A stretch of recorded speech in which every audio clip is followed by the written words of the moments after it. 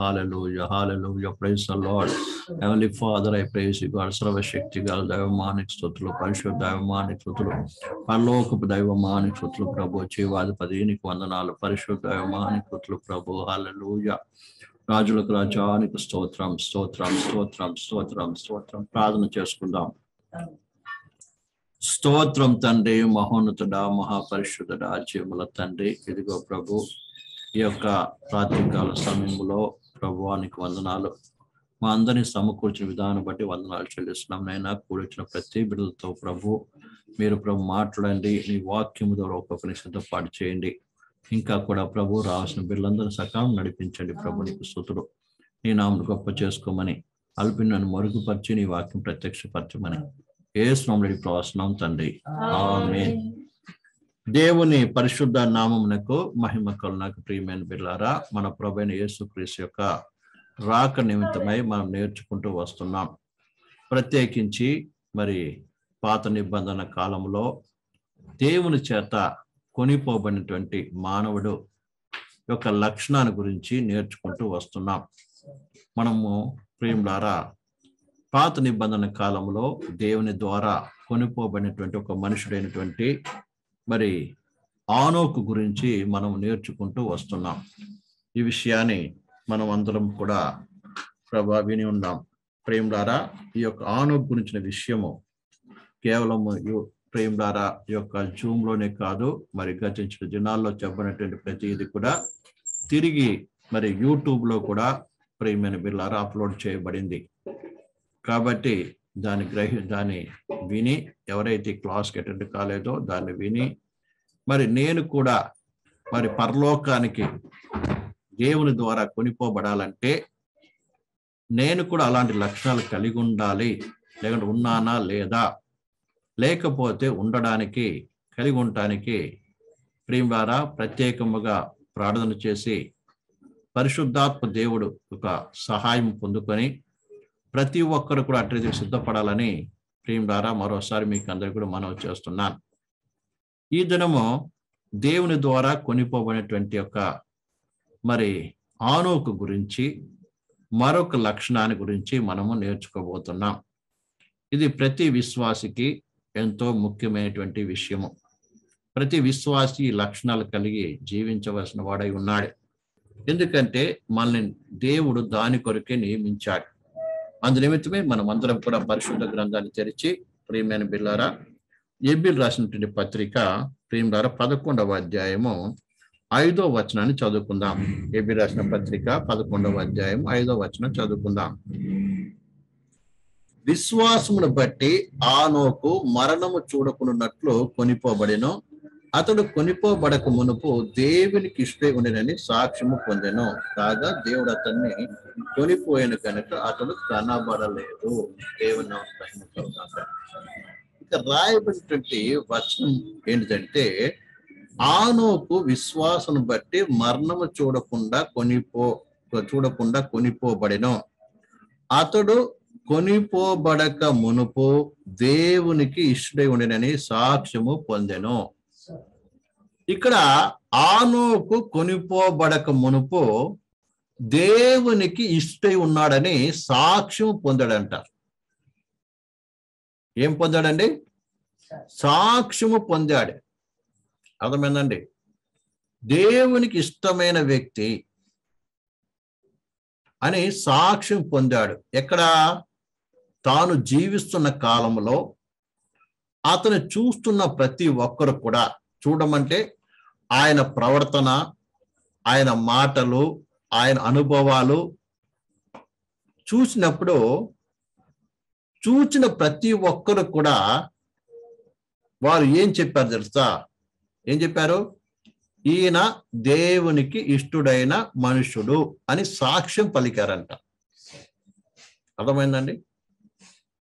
మరి ఈ దినాల్లో మనమందరము కూడా నేను మారు మనసు పొందాను, బాప్టిజం పొందాను, పరిశుద్ధాత్మను పొందాను అని ప్రియులారా నేను పరలోకం వెళ్తాను, యేసు ప్రభు వచ్చి నన్ను తీసుకుని పోతాడు అని ప్రియమైన బిడ్డలారా ఆశతో నిరీక్షణతో ఎదురు చూస్తున్న మన యొక్క సాక్ష్యము ఏమై ఉన్నది? ఇక్కడ చెప్తున్నటువంటి దేవుని మాటలో మిమ్మల్ని లేదు నిరాశపరచడం కొరకు కాదు. అర్థమవుతుందండి? మిమ్మల్ని నిరాశపరచడం కాదు, అంటే మీ విశ్వాసాన్ని బలహీనపరచడం కాదు ఈ యొక్క బైబిల్ స్టడీ యొక్క ఉద్దేశము. అర్థమైందండి? ఎవరికి వారు తమ జీవితాన్ని పరిశీలన చేసుకుని ప్రభు అయినటువంటి యేసుక్రీస్తు ద్వారా ఆయన మధ్యాకాశంకి వచ్చినప్పుడు కొనిపోబడ్డానికి యోగ్యులుగా ఉన్నట్టు కొరకు మాత్రమే ప్రియమైన బిడ్డలారా ఈ బైబిల్ స్టడీస్. అందుకని ఈ వాక్యం వింటున్నప్పుడు ప్రతి విశ్వాసి కూడా తమ తాము పరిశీలన చేసుకొని తమ విశ్వాసంలో లోపాన్ని, తమ వ్యక్తిగత జీవితంలో యొక్క ప్రియమైన బలహీనతలు కావచ్చు, లోపాలు కావచ్చు, ఇంకా ఏదైనా కావచ్చు, ప్రభు నీతో ఏం మాట్లాడుతున్నాడో తన వాక్యము ద్వారా ఆ విషయాన్ని నీ మనసులో పెట్టుకొని దాని కొరకు నీవు తగ్గించుకొని దేవుని యొక్క కన్నీటితో ప్రార్థించి అవసరమైతే ఉపవాసం ఉండి ఈ లోపాలను ఒప్పుకొని సరి చేసుకొని ప్రియులారా దేవుని ద్వారా ఏం కావాలి? క్షమించాలి. ఈ యొక్క లోకములో జీవిస్తున్నటువంటి నీవు ఒక మంచి సాక్ష్యము కలిగిన వాడుగా ఉండాలి. ఇక్కడ ఆనోకును మనం చూసినప్పుడు సాక్ష్యము పొందాడంట. అర్థమైంది? ఏం పొందాడు? సాక్ష్యము పొందాడు. అర్థమైందండి? కొత్త నిబంధన సంఘము అంటే కొత్త నిబంధన పరిశుద్ధులను మనం గమనించినప్పుడు యేసు ప్రభే స్వయముగా చెప్తున్నాడు. యేసు ప్రభు పునరుద్ధరణ అయిన తర్వాత పరలోకానికి వెళ్తున్నప్పుడు ప్రియమైన బిడ్డలారా, పరలోకానికి వెళ్తున్నప్పుడు తన శిష్యులకు ఏం చెప్పాడో తెలుస్తా మీ ప్రియమైన బిడ్డలారా, ఒకసారి చదవండి. అపోస్తుల కార్యములు 1:8. అపోస్తుల కార్యములో 1వ అధ్యాయము 8వ వచనం చదువుదాం. అయినను పరిశుద్ధాత్మ మీ మీదికి వచ్చినప్పుడు మీరు శక్తి నొందెదరు గనుక మీరు యెరూషలేములోను యూదయ సమరయ దేశమందంతటను భూదిగంతముల వరకును నాకు సాక్షులై ఉందురని వారితో. ఇక్కడ ప్రభువైన యేసుక్రీస్తు అపోస్తులతో ఏమని చెప్తున్నాడు? మీరు నాకు సాక్షులై ఉందురు. సాక్ష్యము చెప్పుతారు కాదు. ఇక్కడ ఈ మాట గమనించాలి. సాక్ష్యము చెబుతారు లేదా సాక్ష్యం చెప్పండి అని కాదు ఇక్కడ రాయబడింది. ఏమని రాయబడింది చెప్పండి? సాక్షులై ఉందువు. నువ్వే ఒక సాక్షివి. అంటే ఏంటి అర్థము? నిన్ను చూచి ఏం కావాలి? నిన్ను చూచిన వారు ఏం కావాలి? ప్రభువును చూడాలి, ప్రభు యొక్క గుణాలను చూడాలి, ప్రభు యొక్క ఏదైతే నువ్వు చెప్తున్నావో దాని క్రియారూపముగా నువ్వు చూపించాలి. ప్రియమైన పిల్లారా, సాక్షులై ఉంటుందో అంటే తమ జీవితం ద్వారా ఏం చేయాలి? చూపించాలి. దేవుని యొక్క ఏంటిది? ప్రేమను, దేవుని యొక్క గుణాన్ని, దేవుని యొక్క శక్తిని సకలం ఏం చేయాలి? చూపించాలి. ఎవరు చూపించాలి? నువ్వు చూపించాలి. అర్థమైంది? చెప్పడం కాదు, అలా జరిగిందండి ఇలా జరిగిందండి అని. ప్రేమ ద్వారా అర్థమవుతుందండి? చెప్పడం నువ్వు చూపించాలి, నువ్వు చేసి చూపించాలి. నువ్వు ఏం చేయాలి? చూపించాలి.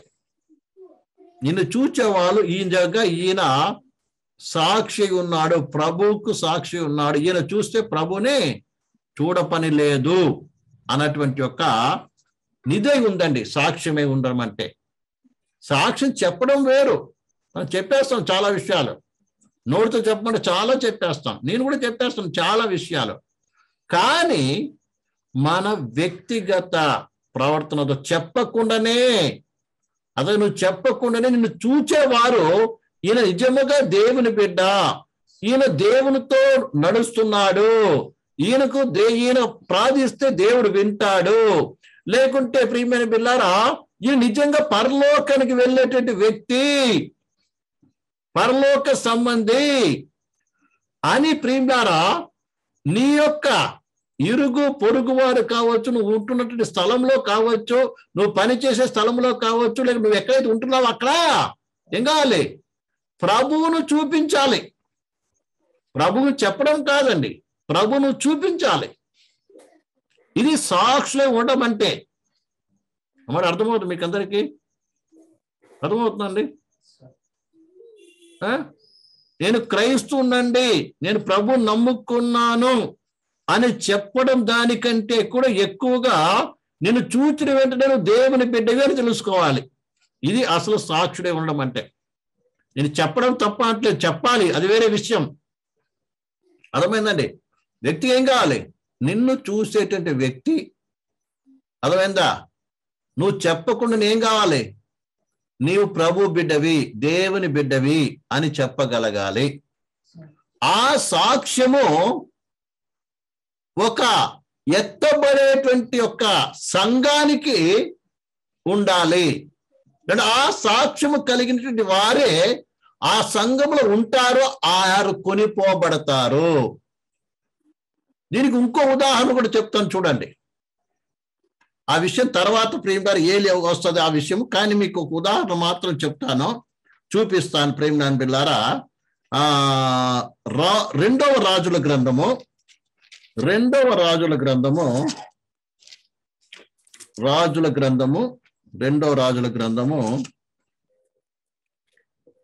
అధ్యాయము 2వ వచనం. ఏలియా 2వ అధ్యాయం 3వ వచనం చదవమ్మా. 3వ వచనము 2వ రాజుల గ్రంథము 2వ అధ్యాయం 3వ వచనము చదవండి. బేతేలులో ఉన్న ప్రవక్తల శిష్యులు ఎలీషా యొద్దకు వచ్చి, నేడు యెహోవా నీ యొద్ద నుండి నీ గురువును పరమునకు తీసుకొని పోవునని నీ వెరుగుదువా అని ఎలీషాను అడుగగా, అతడు నేనెరుగుదును, మీరు ఊరకుండుడనెను. 5వ వచనం చదవండి. ఎరికోలో ఉన్న ప్రవక్తల శిష్యులు ఎలీషా యొద్దకు వచ్చి, నేడు యెహోవా నీ యొద్ద నుండి నీ గురువును పరమునకు తీసుకొని పోవునని నీ వెరుగుదువా అని ఎలీషాను అడుగగా, అతడు నేనెరుగుదును, మీరు ఊరక ఉండుడనెను. చాలండి. ఇక్కడ ఈ మాట ఎవరి గురించి చెప్పబడుతుంది? ఏలియా ప్రవక్త గురించి చెప్పబడుతుంది.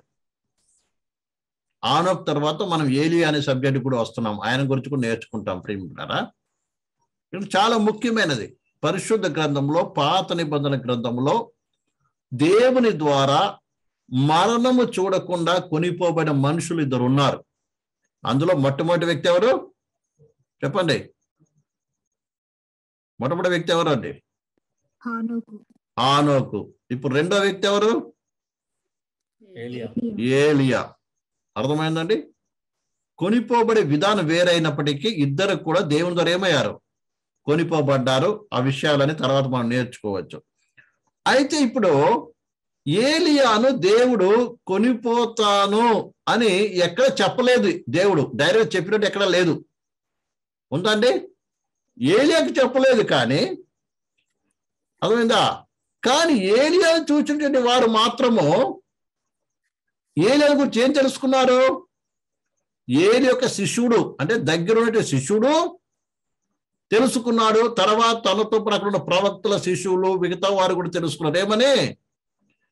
దేవుడు ఈ మనుషుల్ని ఈరోజు ఏమవుతాడు? పరమునకు తీసుకొని పోతాడు. ఎలా తెలుసుకుని ఉంటాడు? వాళ్ళకి ఏమైనా దేవుడు చెప్పాడా? చెప్పండి, చెప్పాడా? ఇదే మనం గురించి ఎవరైనా సరే వీరు నిజంగా పరలోకానికి పోయేటటువంటి వారు, అందుకే వాళ్ళు ఈ రీతిగా జీవిస్తున్నారు అని చెప్పబడేటువంటి యొక్క సాక్ష్యము మనకి దగ్గర ఎవరికైనా ఉందా? ఒకసారి ఆలోచించాలి. ఇప్పుడు ఏం రాదా? ఆనోకు గురించి సాక్ష్యం చెప్పబడింది. వింటారా? ఆనోకు గురించి సాక్ష్యము పొందెను అని ఉంది, అక్కడ రాయబడింది.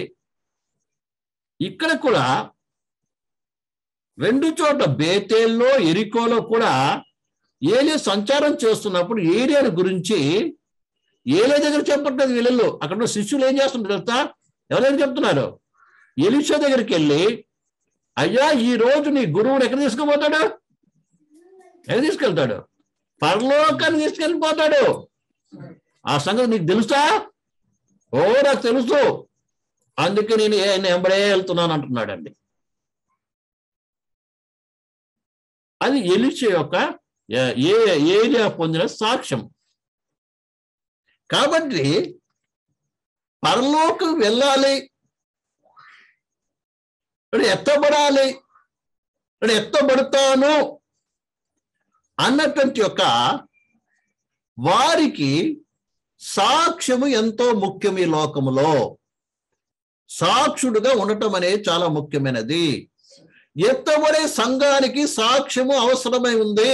ఎందుకంటే ఆరంభంలోనే ప్రభువైన యేసుక్రీస్తు శిష్యులకు చెప్పిన సాక్షులై ఉంటారు అని. మరి ఆ సంఘంలో ఉన్నటువంటి మన యొక్క సాక్ష్యము ఏమై ఉంది? ఇదే మనం పరిశీలన చేసుకోవాలి. నోట్ అర్థమవుతుందండి? అపోస్తలుల క్లియర్ రాయబడి మీరు సాక్షులై ఉంటారు. అపోస్తలుల కార్యములు 22:15 కూడా చదవండి.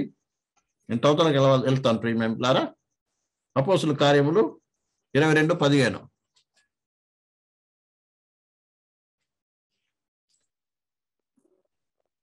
నీవు కన్న వాటిని గూర్చియు, నువ్వు కన్న వాటిని గురించి, విన్న వాటిని గూర్చియు, విన్న వాటిని కూర్చు, సకల మనుషుల ఎదుట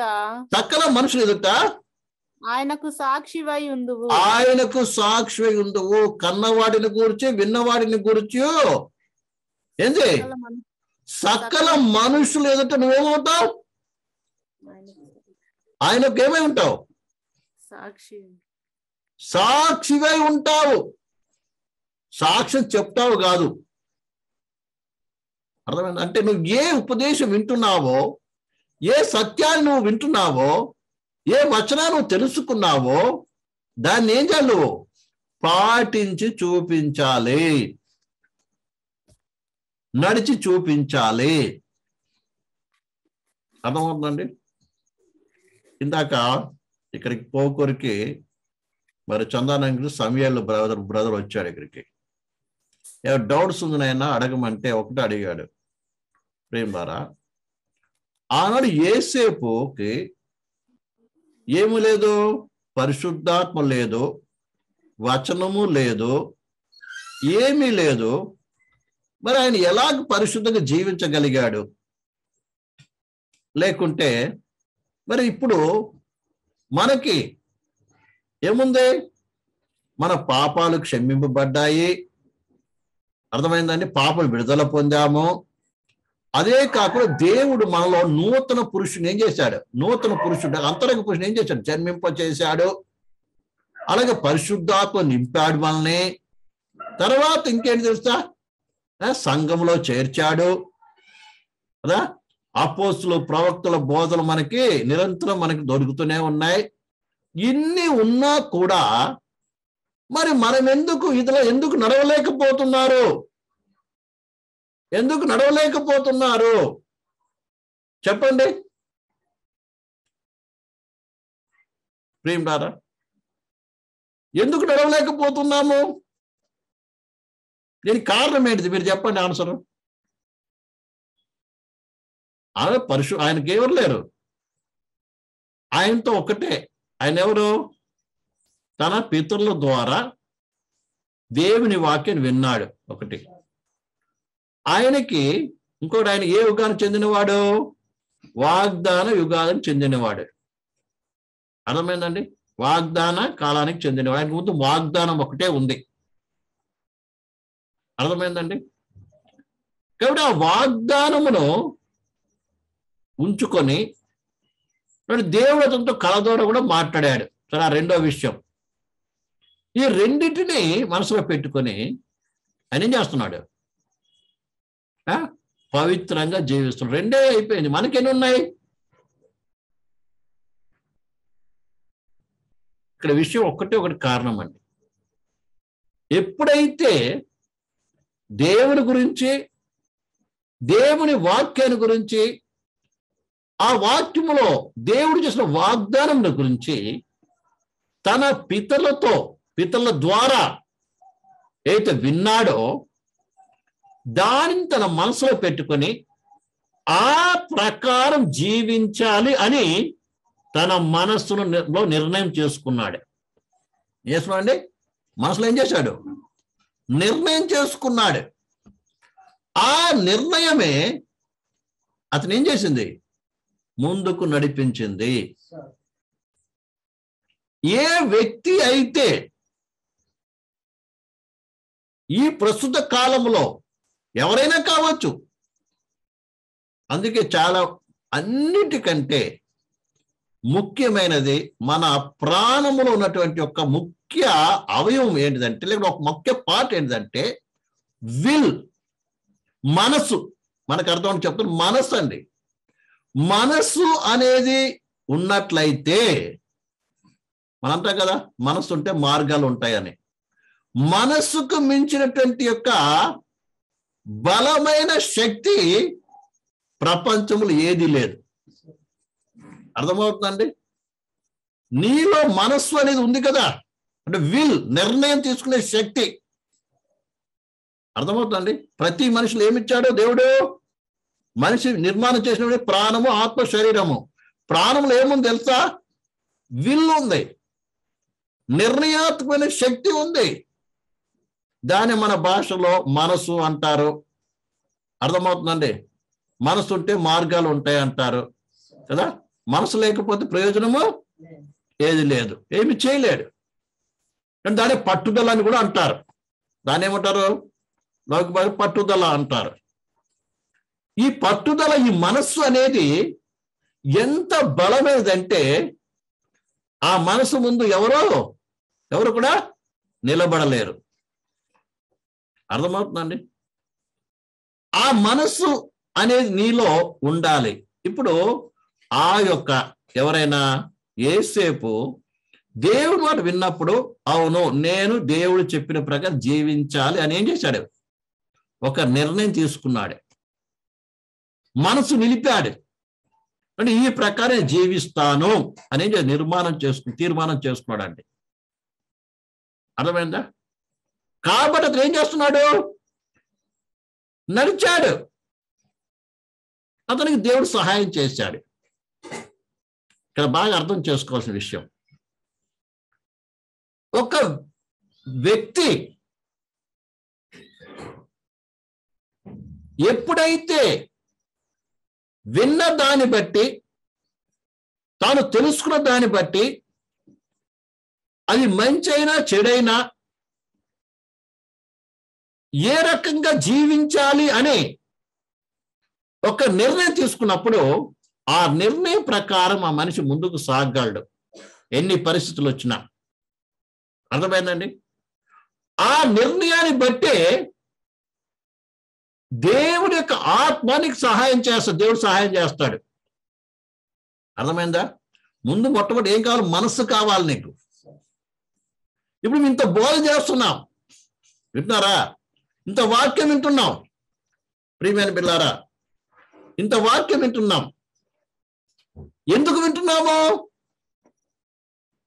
వినడంతో ఏం కాదు, వెంటనే నువ్వు శక్తివంతుడు అయిపోవు, పరలోకం వెళ్ళిపోవు. అర్థమవుతుందండి? ఎందుకు వింటున్నాం? మీకు ఎప్పుడైతే నీ ముందు దేవుని వచనం, దేవుడి పరిశుద్ధ గ్రంథ వాక్యాన్ని ముందు పెడుతున్నప్పుడు నువ్వు విని ఏం చేయాలి? నీ మనస్సులో ఒక నిర్ణయానికి రావాలి. అవును, ఈరోజు ఈ వాక్యం విన్నాను, ఈ ప్రకారం జీవించాలి, ఈ ప్రకారం నడవాలి, ఈ రకంగా నేను మారాలి. అర్థమైందండి? ఈ రకంగా నేను సిద్ధపడాలి అని ఏం చేయాలి? నీలో మనస్సులో ఒక నిర్ణయానికి రావాలి. అందుకే ప్రసంగమైన తర్వాత తీర్మానం చేసుకోమని ఏం చేయాలి? సమయం ఇస్తాం. ఆ తీర్మానాన్ని బట్టి దేవుడి యొక్క పరిశుద్ధాత్మ ఏం చేస్తుంది? నీకు సహాయము చేస్తాది. వింటారండి? అర్థమవుతుందా? ఆ తీర్మానం పడి దేవుని ఆత్మ ఏం చేస్తాడు? నీకు సహాయము చేస్తుంది. నీలో నడవాలి, ఈ సత్యానికి లోబడాలి, ఈ ప్రకారం నడుచుకోవాలి అనేటువంటి మనస్సులో నీకు తీర్మానం లేకపోతే ఏం కాదు, నువ్వు ముందుకు అడుగులు వేయలేవు, దేవుని ఆత్మ సహాయం నీకు చెయ్యదు. అందుకే అనేక మంది ఏమవుతారు? బలహీనలుగా ఉంటారు. విన్నంతసేపు ఆ వాక్యము ప్రకారం నడవాలనుకుంటాం, అవతల పోగానే మళ్ళీ లోకానుసారంగా, శరీరానుసారంగా, అమ్మో ఇట్లయితే ఎలాగూ, మా వల్ల ఏమవుతుంది, ముందే డిసైడ్ చేసుకుంటారు కొంతమంది. మా వల్ల ఇది కాదు, ఇలా నడవలేము, మేమేం కొంత పరిశుద్ధులం కామండి, మేము సేవకులు అయితే వాళ్ళకు కుదురుతుంది, మాకు కుదరదు అని ఇలా రకరకాలుగా ఒక్కొక్క వ్యక్తి ఏం చేస్తారు, ఒక్కొక్క మనసులో ఉంటుంది. దాని అర్థం ఏంటిది? నీవు మనసు నిలబడటం లేదు. అందుకే ప్రభు నీకు మనసులో చూసి ఏం చేస్తున్నాడు? నీకు సహాయం. దేవుని ఆత్మ నిలబడి ఉంటుందండి. దేవుని ఆత్మ నీలో ఎప్పుడు సహాయము కోరుకుంటాడు నా దగ్గర అని ఏం చేస్తుంది? వేచి ఉంటుంది. దేవుడు నిన్ను సహాయము చేస్తుంది. కాబట్టి నీ మనస్సులో అన్నిటికంటే బలమైనది, శక్తివంత మనస్సు. ఆ మనస్సును నువ్వు ఎటువైపు తిప్పుకుంటావో అప్పుడు ఆ కార్యం జరుగుతుందండి. మనస్సులో నీ మనస్సులో నీవు ప్రభువుని వెంబడించాలి, ప్రభువుని సేవించాలి, ప్రభువుని జీవించాలి, ఈ వాక్యం నడవాలి అని ఒకవేళ నీ మనసు లేకుండా ఉన్నట్లయితే నువ్వు ఎంత ఉపదేశం తెలిసినా, ఎంత చేసినా ఏం చేయాలి? నువ్వు ఏ ప్రయోజనం ఉండదు. ఒకవేళ అలా ప్రభువే అన్ని చేసేటట్టయితే మనిషికి మనసు ఇచ్చేవాడు కాదు దేవుడు.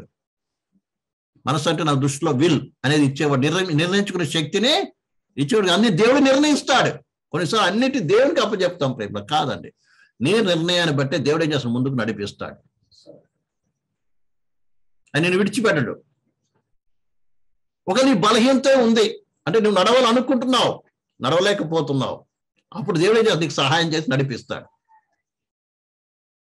నీకు నడవాలని మనసు లేనప్పుడు, నీ మనసు అంతా కూడా లోకం మీదనో, వాటి మీద, వీటి మీదనో ఉన్నప్పుడు నీకు దేవుడు సహాయమో చేయడు. నువ్వు ఎట్లా ఇష్టపడతావు దానికి అప్పచెప్పేస్తాడు దేవుడు. విషయాన్ని బాగా అర్థం చేసుకోవాలి. కాబట్టి నీకు ఎంత ఉన్నా కూడా, బహుశా ఆనాడు యేసేపుకి ఏమీ లేదు, కానీ ముందేముంది? ఆయన మనసు ఉంది. ఆ మనసులో ఏమనుకున్నాడు? అవును, ఈ వాగ్దాన్ని శోధించుకోవాలి, నేను ఈ ప్రకారం జీవించాలి అన్నటువంటి మనసు ఉంది.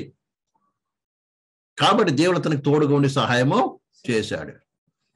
అర్థమైందండి? అలాగే ఇది నీకు కూడా అలాంటి మనసు ఉంటే, అవును దేవుడు నాకు వాగ్దానం చేశాడు, ఏమని? పరలోకాన్ని వాగ్దానం, ఆయన వచ్చి తీసుకొని పోతాడని వాగ్దానం నాకు ఉంది, ఆయన నన్ను కొనిపోతాడని ఒక వాగ్దానం నాకు దేవుడు చేశాడు, ఆయన వచ్చి తీసుకొని పోతాడని చెప్పాడు. కాబట్టి నిత్యం నన్ను ఏం చేస్తా? తీసుకొని పోతాడు అన్నటువంటి కాబట్టి నీ సిద్ధపడాలి. తండ్రి దాని కొరకు నేనేం చేయాలో నాకు సహాయం చేయి, నాకు బోధించు, నేర్పించు, నడిపించమని, నాకు శక్తి దయచేయమని, అభిషేకం ఇవ్వమని ఒకవేళ ప్రార్థన చేసినట్లయితే దేవుడు ఏం చేస్తాడు? సహాయం చేసి నడిపిస్తాడు. ఇది బైబిల్ స్టడీ విన్నంత మాత్రాన మనకి ఏదో వచ్చేది కాదండి. ఆ ప్రకారం జీవించాలని సిద్ధపాటు అవుతుంది. అప్పుడు నువ్వు నడవగలవు. అర్థమవుతుందండి బాగా విషయం. కాబట్టి ఈ విషయం బాగా అర్థం చేస్తుంది. ఇక్కడ వద్దాం ప్రేమలారా. ఎక్కడికి చదువుదాం? అపోస్తుల కార్యం 22:15 చదివారా? ఒకసారి చదవండి అమ్మా. అపోస్తుల కార్యం. నువ్వు కన్నవాటిని గూర్చి, విన్నవాటిని గూర్చి సకల మనుషులు ఎదుట ఆయనకు సాక్షివై ఉండువు. సాక్షులై ఉండమంటున్నాడు ఇక్కడ. నువ్వు సాక్షివి, చెప్పడం కాదండి. ఏమన్నాడు ఇక్కడ? సాక్ష్యం చెప్తావు అని కాదు అక్కడ. రేపటి సాక్షుడివై ఉంటువు అంటున్నాడు. తర్వాత ఇదే 10:39 కూడా చదవండి. 10:39 10:39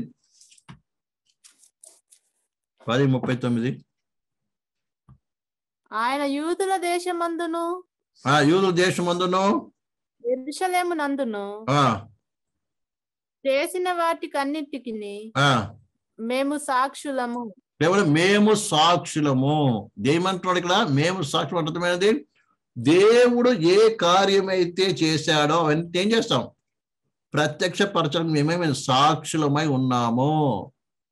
మేము కళ్ళారా చూచాం, విన్నాం, అందుకే మేము ఈ రీతిగా జీవిస్తున్నాం అని ఏం చేస్తున్నారు? వాళ్ళు చూపిస్తున్నారు. ప్రియమైన బిడ్డలారా, లూకాసు వార్త 26:47-48 చదవండి. లూకాసు వార్త 24:47-48.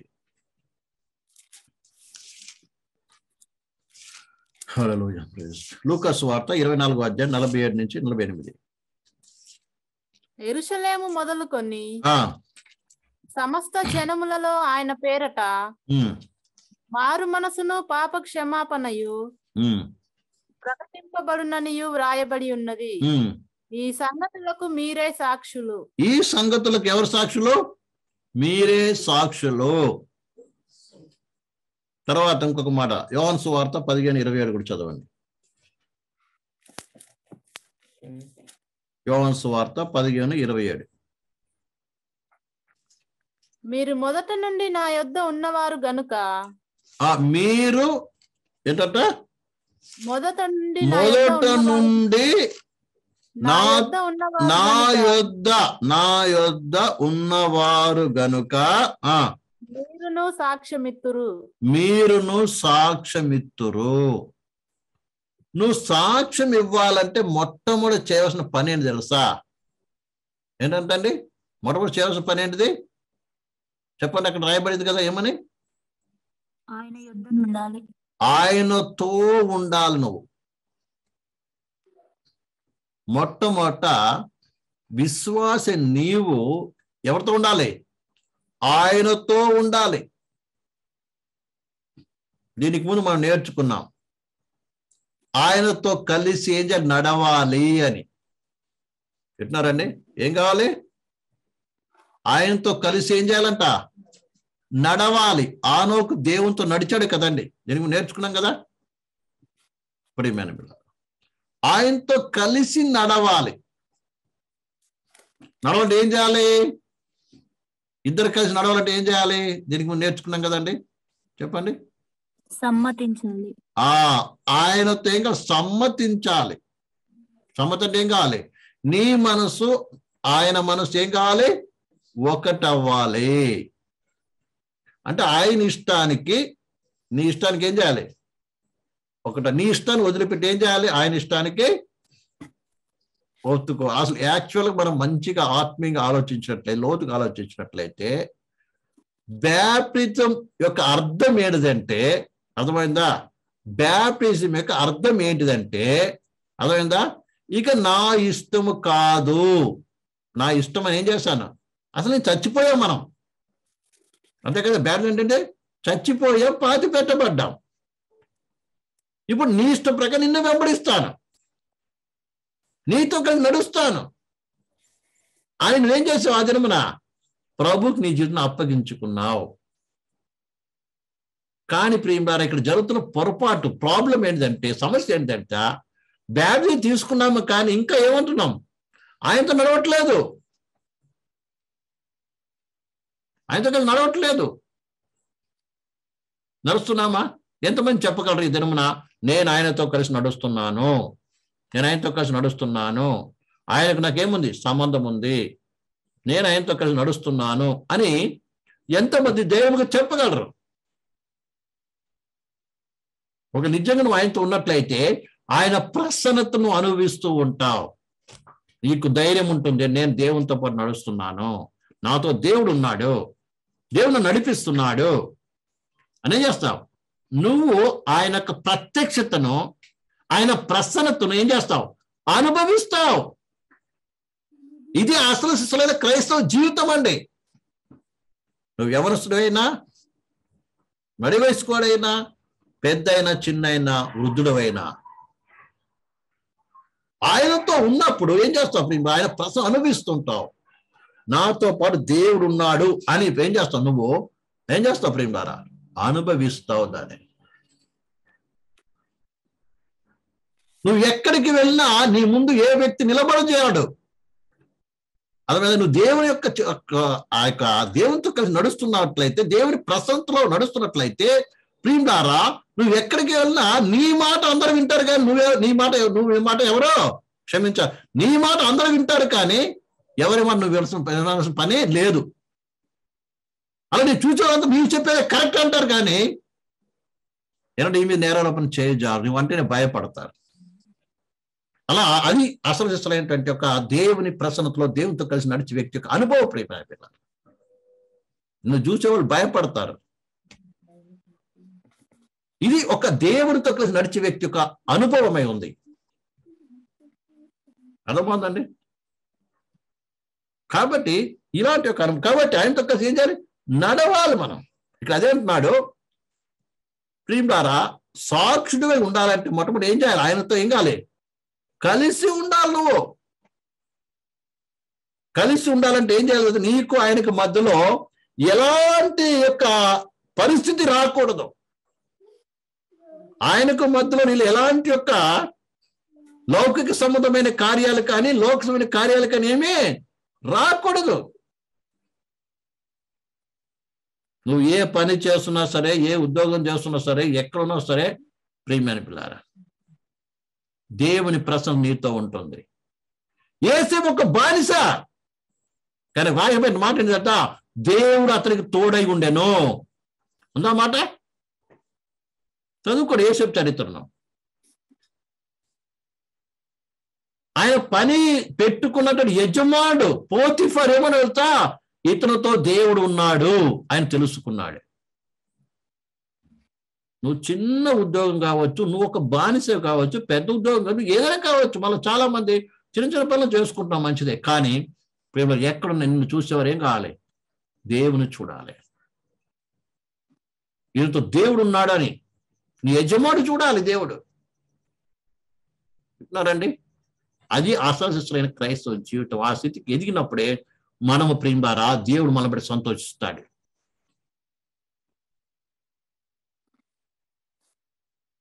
ఇక్కడ చదవండి ఆ మాట మళ్ళీ యోహాను సువార్తలో చదవండి ప్రియమైన బిడ్డలారా, 15:27. మీరు మొదటి నుండి నా యొద్ద ఉన్నవారు గనుక, మొదట నుండి నా యొద్ద ఉన్నవారు గనుక మీరును సాక్ష్యమిత్తురు. ఇక్కడ మాట మాత్రం ఒక్కటి రాయబడి, నీవు సాక్ష్యమిత్తుడు అని. ఈ సాక్షులు ఉంట కొరకే దేవుడు తనతో పాటు ఉంచుకున్నాడు. అందుకే శిష్యులు కూడా ఏర్పాటు చేసుకుని తనతో ఉండటానికంట. మన మార్కు సువార్త కావాలి 3వ అధ్యాయం చూసినట్టే తనతో ఉంట కొరకు దేవుడు ఏం చేసిన వాళ్ళని ఏర్పాటు చేసుకున్నాడు అంట. 3వ అధ్యాయము 14వ వచనము. వారు తనతో కూడా ఉండునట్లు. ఇక్కడ ఏమైంది? తనతో కూడా ఉండునట్లుగా ఏం చేశారు? ఆయన్ని శిష్యుని ఏర్పాటు చేసుకున్నాడండి. ఆయనతో కూడా ఉండాలంటే ఏం చేయాలి తెలుసు? నువ్వు శిష్యుడు అవ్వాలి. అంటే ఏంటిది? ప్రభు ఏ చెప్పినా దాన్ని చేసే వరకు ఉండాలి. ప్రభుతో ఉండాలంటే ఏం చేయాలండి? ప్రభు చెప్పినట్టు చేయాలి. దీని మధ్యలో ఏది రాకూడదు. ఇప్పుడు ఈ 12 మంది శిష్యులు ఏం చేశారు? అన్ని విడిచిపెట్టుకొని ఏం చేశారు? ప్రభువుని వెంబడించారు. అప్పుడే వారు ఆయనతో ఉండటానికి ఏమైంది? అవకాశం దొరికింది. ఇప్పుడు నువ్వు అన్ని విడిచిపెట్టమని కాదు, ఏది దేవునికి నీకు మధ్య రాకూడదు ఏదిమే. అంటే దాని అర్థం ఏంటి చేస్తా? ఏ లోక సంబంధమైనది మధ్యలో రాకూడదు. దేని గురించి నువ్వు చింతపడకూడదు. దేని గురించి ఆలోచన చేయకూడదు. రేపటి గురించి కావచ్చు, ఈ రోజు గురించి కావచ్చు, ఎల్లుండి గురించి కాదు, ఏం చేయదు ఆలోచన చేయకూడదు. నీ ఆలోచన ఏమైండాలి? ప్రభు ఏం చెప్పినా ఆ ప్రకారం చేస్తాను, మిగతా ప్రభు చూసుకుంటాడు. అందుకే యేసు చక్కగా అన్నాడు, నా నీతిని రాజ్యాన్ని వెతకండి, అప్పుడు అన్నీ మీకు అనుగ్రహింపబడుతుంది. ఆ విశ్వాసముతో ఏం చేయాలి? ప్రభు చూసుకుంటాడు. దేవుడు నీకు ముందు ఇప్పుడు మన అంతా అందరూ కూడా మీరు పనులు చేసుకునే వాళ్ళు కాబట్టి మీకు ఆ విషయం చెప్తున్నారు. నీకు పని ఇచ్చాడు, ఆ పని చేయి, నమ్మకంగా చేయి, దేవుడు చెప్పిన నడుచుకో. ఈరోజు పని లేదు, మోకరించి ప్రార్థన చేయి. అంతేకాని ప్రియులారా వేరే ఆలోచన చేయడానికి వీలు లేదు. బహుశా ఈ పని నడవట్లేదు, వేరే పని చేయాలనుకుంటున్నావు, వేరే చోటికి వెళ్ళాలనుకుంటున్నావు. అప్పుడు ఏం చేయాలి? మనం మోకరించి ప్రార్థన చేయాలి. ప్రభువా, నన్ను ఏం చేయమంటావు, ఎక్కడికి వెళ్ళమంటావు, నాకు దారి చూపించు, ఒక ఆనవాళ్ళు చూపించు, ఒక గుర్తు చూపించు. ఆ రీతిగా ప్రతి విషయంలో కూడా ప్రార్థన చేసి ఏం చేయాలి? ప్రభు నన్ను నడిపిస్తున్నాడు, ఇది దేవుడి చిత్తము, నేను ఈ స్థలాలకు వెళ్ళాలి, లేదా ఈ కోరికి వెళ్ళాలి, లేదా ఈ వ్యాపారం చెయ్యాలి, లేకుంటే ఈ యొక్క ఆటో నడపాలి, దీన్ని కొనాలి, దీన్ని అమ్మాలి, ఏదైనా సరే ముందు మోకరించి ప్రార్థన చేసి ఏం చేయాలి? నువ్వు ప్రేమదారా ప్రభు ఆత్మ నడిపింపు కొరకు, దేవుని నడిపింపు కొరకు ఏం చేయాలి? నువ్వు వేచి ఉండాలి, వేచి ఉండాలి, మోకరించి ఉండాలి. ప్రభు నడిపించే మార్గం నడిచినప్పుడు ప్రేమదారా దేని విషయంలో భవిష్యత్తు చింతపడవలసిన పని లేదు. ఆ టైం వచ్చినప్పుడు అన్నిటి సమకూర్చి నడిపించుకో శక్తివంతుడు. కానీ ప్రభువుని పట్టి ఏదో ప్రార్థన చేస్తాం అంతే, ఏదో ఫార్మాలిటీగా ఆచారపై ప్రార్థన చేస్తాం, ఇక మనం ఆలోచిస్తాం, మనం పరిగెత్తాం, అటు ఇటు మన్ని ఆలోచన చేసుకుంటా. మన దేవునికి అన్ని ఎరిగిన వాడే. ఆదాము పుట్టక మునిపే అన్ని ఆయనకి ఏం కావాలో అన్ని ఎరిగి పెట్టాడు, చేసి పెట్టాడండి. ఆదాము చేసిన తర్వాత కూడా ఆయనకి ఏం అవసరమో ఏర్పాటు ఆయన చేశాడు. ఆదాము అడగలే. నువ్వు ఆదాము కన్నా శ్రేష్ఠుడు కదా. అదేంటి విశ్వాసము, అదేంటి విశ్వాసం బలపడటం అంటే. మనం అన్ని విషయాలు చింతపడుతూ ఉంటే ప్రయోజనం లేదు.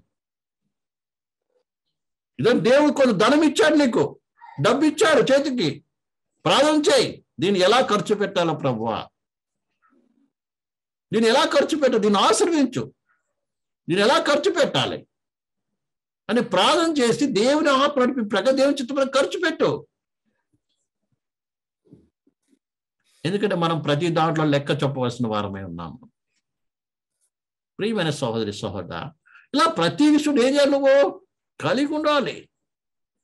అప్పుడే దేవుని ప్రసన్నత నీతో ఆయనతో ఉన్నప్పుడు, ఆయన చెప్పిన నడిచినప్పుడు దేవునికి తోడుగా ఉంటాడు. లేకపోతే దేవుని సన్నిధి మనకు ఉండదు. ఎప్పుడైతే దేవుని మనకు తోడుగా ఉండడో, దేవుని సన్నిధి మనతో ఉండడం వల్ల ఏమొస్తుంది? భయం వస్తుంది, చింతలు వస్తాయి, దుఃఖం వస్తుంది, భయం వస్తుంది, అయ్యో రేపటి భవిష్యత్తు గురించి ఆలోచన వస్తుంది. ఇవన్నీ కూడా ఏంటి తెలుస్తా? దేవుని నుంచి దూరం ఉన్నటువంటి వ్యక్తులకు వచ్చేటువంటి కార్యాలు. అలానే నీళ్ళు వస్తున్నాయంటే వెంటనే నీ జీవితం చక్క చేసుకుని ప్రభు వైపు తిప్పబడు, మారు మనసు పొందు. ప్రియమేం ద్వారా ఈ విషయాన్ని బాగా అర్థం చేసుకోవాల్సిన వారం. కాబట్టి నీవు ప్రేమ ద్వారా సాక్షి ఉండాలంటే ఆయనతో పాటు ఉండాలి. ఆయనతో పాటు ఉండాలంటే పరిపూర్ణంగా ఆయన మీద ఆధారపడాలి, ఆయన శిష్యుడు వలె ఉండాలి. విషయం మనం బాగా అర్థం చేసుకోవాలి ప్రేమ ద్వారా. తర్వాత కాబట్టి అప్పుడే నువ్వేం కాగలవు తెలుసా ప్రియమైన బిడ్డలారా? నీవు సాక్షిగా ఉండగలవు. అప్పుడే సంఘము సాక్షిగా ఉంటుంది. ఈ విషయాన్ని మనం అందరం కూడా బాగా అర్థం చేసుకోవాలి. వింటున్నారండి అందరూ కూడా? కాబట్టి రాత్రి కాల సమయంలో అందరూ కూడా కళ్ళు మోకరించి కళ్ళు మూసుకొని నిజంగా మన సాక్ష్యం ఏమై ఉంది, మన గురించి మన ఇంట్లో ఏం సాక్ష్యం ఉంది, మన ఇరుగు పొరుగు వారి మధ్య సాక్ష్యం ఉంది, మన గ్రామంలో ఏం సాక్ష్యం ఉంది అన్న విషయాన్ని పరిశీలన చేసుకోవాల్సిన బాధ్యత ఉంది. ప్రేమ ద్వారా అర్థమవుతుందండి? ఏం సాక్ష్యం కలిగి ఉన్నావు? నువ్వు నిజంగా నిన్ను చూసేను వారు ఎత్తబడతారని చెప్పగలరా? ఈయన పరలోకి వెళ్తారని చెప్పగలరా? ఇది కేవలం ఎవరో సేవకులకు సంబంధించింది కాదండి. ఎత్తబడాలని ఆశపడుతున్న వారు, దేవుడు కొనిపోబడాలి, యేసుప్రభువు కొనిపోబడాలని దేవుని సంఘంలో ఉన్న ప్రతి విశ్వాస యొక్క బాధ్యత ఉన్నది. అలా సాక్ష్యం ప్రతి ఒక్కరు పొందాలి. ఆనోకు పొందాడు. ప్రేమ విషయాన్ని బాగా అర్థం చేసుకున్నాం.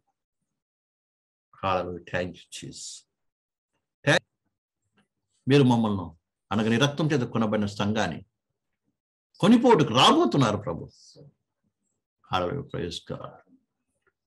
అయ్యా నువ్వు కొనిపోవడానికి యోగ్యముగా మా అందరినీ సిద్ధపాటు చేయండి. మా అందరినీ సిద్ధపాటు చేయండి. ప్రత్యేకించి ఈరోజు మాట్లాడేట్టుగా మేము సాక్షులు ఉండే బాక్యం దయచేయటం, సాక్షులు ఉండే కృప దయచేయ ప్రభు, సాక్షులు ఉండే కృప దయచేయ ప్రభు. హల్లెలూయా, ప్రైజ్ గాడ్, హల్లెలూయా, థాంక్యూ ఫాదర్. సాక్షులు ఉండే కృప దయచేయ ప్రభు. మరోసారి మంచి పరిశ్రమ చేసుకోండి. మేము చేసే ప్రతి పనిలో కూడా నీ నామమును మహిమకరంగా నిన్ను చూపించేదిగా మమ్మల్ని చూచి ఈ లోకస్తులు మా చుట్టుపక్కల ఉన్న ప్రతి ఒక్కరు కూడా నిజంగా వీరు పరలోక వారసులని, పరలోకి వెళ్ళేవారని ఆనాడు ఆనోకును చూసి దేవునికి ఇష్టమైన మనుషులని సాక్ష్యం ఇచ్చారు. ఏదేని చూసి ఈయన పరలోకానికి వెళ్ళబోతున్నాడని ఏ రీతిగా సాక్ష్యం పలికారు. అలా సాక్ష్యం కలిగిన వారుగా జీవించుట కొరకై పవిత్రాత్మ మనకు సిద్ధపాటు చేయమని జీవించమని ప్రార్థిస్తున్నారు. అలాగే ఒక్కసారి ఈ సమయంలో ప్రభు వెంకటేశ్వర్ గారిని జ్ఞాపకం చేసుకో ప్రభు. యాని కుమార్ ఎంతో భయంకర బాధలు ఉన్నాడని, సీరియస్ గా ఉన్నాడని వినున్నాం ప్రభు. అయ్యా మీరు ముట్టండి ప్రభు, మీరు స్వస్థపరచం ప్రభు, కృప చూపించు ప్రభు, సహాయం చేసి సంపూర్ణ ఆరోగ్యం గురించి సాక్షి నిలబెట్టమని, ఈ చిత్తం నెరవేర్చమని గొప్పగా జరిగించమని కూడా వచ్చిన ప్రతి ఒక్కరు దీవించి అయ్యా నీకు సాక్షులుగా ఉంచి నాకు మహిమ తెచ్చుకొని గంత పని దీవించమని, వెళ్తున్న ప్రతి కుమాసం ఉంచమని యేసునామమున ప్రార్థిస్తున్నాం తండ్రి, ఆమేన్. మన తండ్రి అయిన దేవుని ప్రేమయు కుమారుడైన యేసుక్రీస్తు కృపయు పరిశుద్ధాత్మక అన్యోన్య సహవాసము వచ్చిన మందరి లోపల సకల పరిశుద్ధులకు కూడా ఆయన రాకడ పర్యంతము తోడై ఉండి నడిపించును గాక. ఆమేన్, ఆమేన్. అందరికి కూడా యేసుక్రీస్తు నామములో వందనాలండి, వందనాలు.